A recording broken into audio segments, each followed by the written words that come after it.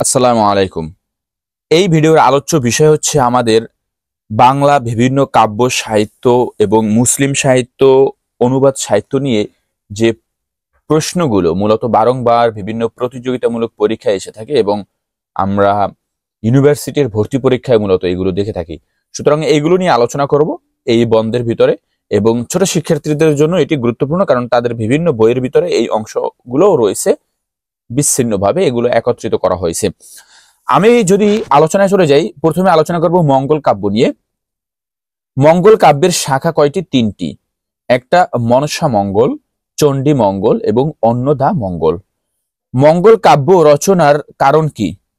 স্বপ্নে প্রাপ্ত দেবীর আদেশ। স্বপ্নে প্রাপ্ত দেবীর আদেশ, এটি ছিল মূল কারণ। এরপরে মঙ্গল কাব্যে প্রধানত ব্যবহৃত হয়েছে কি? পয়ার ছন্দ। পয়ার ছন্দ। মনসা মঙ্গলের আদি কবি কে ছিল? কানাহরি দত্ত। কানাহরি দত্ত। মনসা মঙ্গল কাব্যকে অভিহিত করা হয় পদ্মপুরাণ নামে। পদ্মপুরাণ নামে। মনসা মঙ্গলের রচয়িতা চন্দ্রবতী বা চন্দ্রাবতী। চন্দ্রাবতী। চণ্ডী মঙ্গলের আদি কবি কে? মানিক দত্ত। চণ্ডী মঙ্গল ধারার প্রধান কবি কে ছিল? মুকুন্দরাম চক্রবর্তী। চণ্ডী মঙ্গল কাব্য গ্রন্থের রচয়িতা হচ্ছে মুকুন্দরাম চক্রবর্তী। চণ্ডী মঙ্গল কাব্যের প্রধান চরিত্র কালকেতু। প্রধান চরিত্র কালকেতু। অন্নদা মঙ্গল কাব্য ধারার প্রধান কবি কে ছিল? ভারতচন্দ্র রায় গুণাকার। বাংলা সাহিত্যের প্রথম নাগরিক কবি কে? ভারতচন্দ্র রায় গুণাকার। ভারতচন্দ্র রায় গুণাকার ছিল বাংলা সাহিত্যের প্রথম নাগরিক কবি। ভারতচন্দ্র রায়ের উপাধি গুণাকার। গুণাকার উপাধি দেন কে? রাজা কৃষ্ণচন্দ্র। কে দেয় এটা? রাজা কৃষ্ণচন্দ্র। মঙ্গল কাব্য ধারার সর্বশেষ কবি বা নাগরিক কবি কে? ভারতচন্দ্র রায় গুণাকার। ধর্মমঙ্গল কাব্যের প্রধান কবি কে ছিল? ময়ূর ভট্ট। ধর্মমঙ্গল কাব্যে কাহিনী রয়েছে কয়টি? দুইটি কাহিনী রয়েছে। মুকুন্দরাম চক্রবর্তীর উপাধি হচ্ছে কবি কঙ্কন। কবি কঙ্কন। কবি কঙ্কন উপাধি দেন কে? জমিদার রঘুনাথ রায়। জমিদার রঘুনাথ রায়। এবারে আমরা দেখব পদাবলী নিয়ে আলোচনা করব।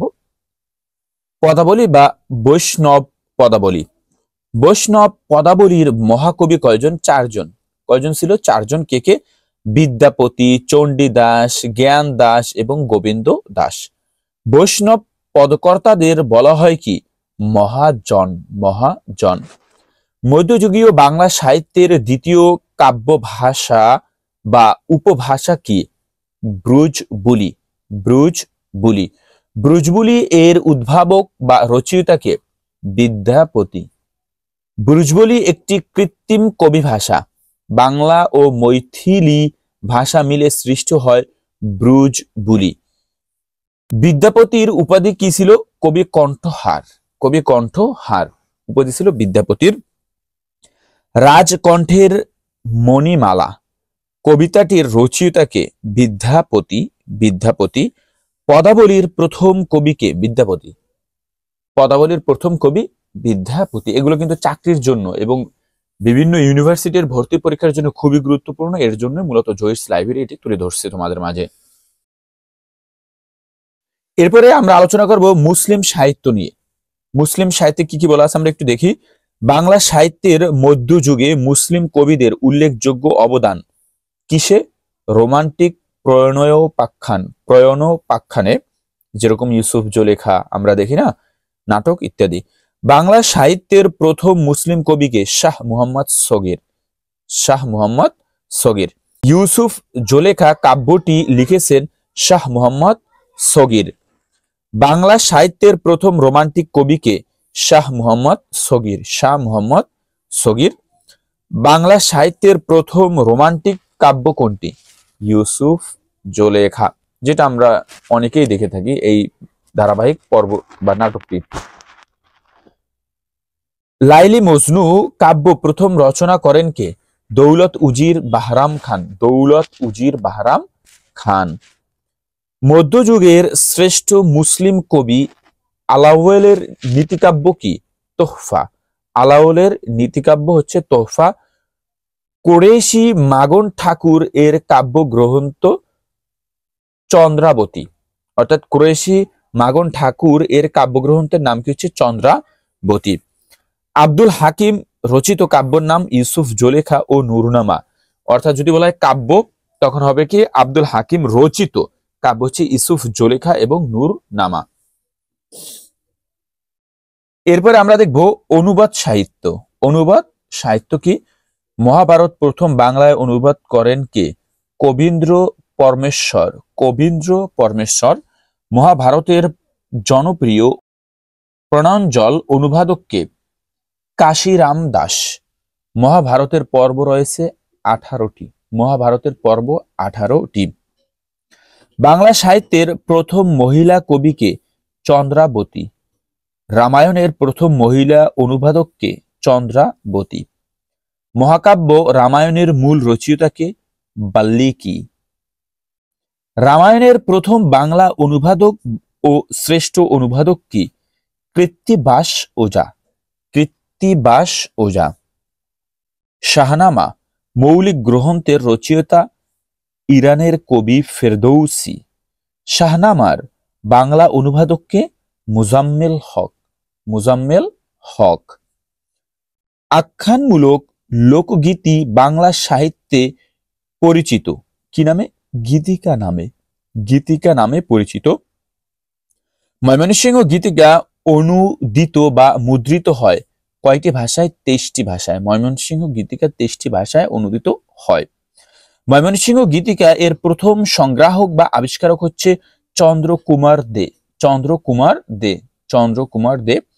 ময়মনসিংহ গীতিকা সংগ্রহ ও সম্পাদনা করেন ডক্টর দীনেশ চন্দ্র সেন, কলকাতা বিশ্ববিদ্যালয় হতে। ডক্টর দীনেশ চন্দ্র সেন। মহুয়া পালাটির রচয়িতা কে? দ্বিজ কানাই। দ্বিজ কানাই। দেওয়ানা মদিনা পালাটির রচয়িতা কে?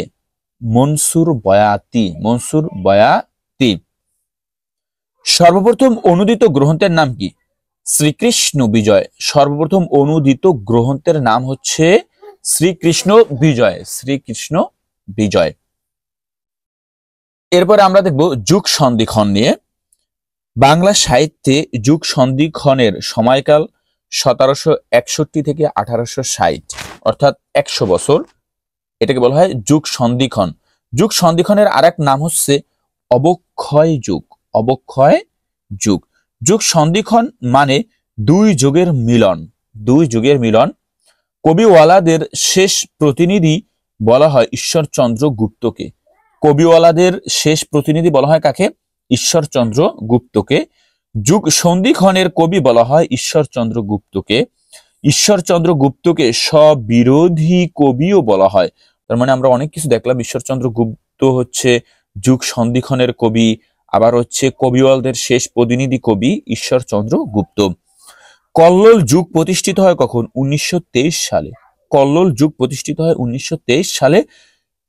ত্রিসত্তর সাহিত্য বলা হয় যে সময়কালকে, অর্থাৎ ত্রিসত্তর সাহিত্য বলা হয় যে সময়কালকে, সেটা হচ্ছে 1930 সাল। 1930 সাল। এই ছিল মূলত আজকের আমাদের বিভিন্ন বিষয় নিয়ে, সাহিত্য নিয়ে এবং সময়কাল নিয়ে আলোচনা, যেগুলো বিভিন্ন প্রতিযোগিতামূলক পরীক্ষায় আমরা পেয়ে থাকি। এটি তোমাদের জ্ঞান বৃদ্ধিতে ছোট শিক্ষার্থীরাও মুখস্থ করে ফেলতে পারো। আজকে এখানেই শেষ করছি। পরবর্তী ভিডিওতে আবার তোমাদের সাথে কথা হবে।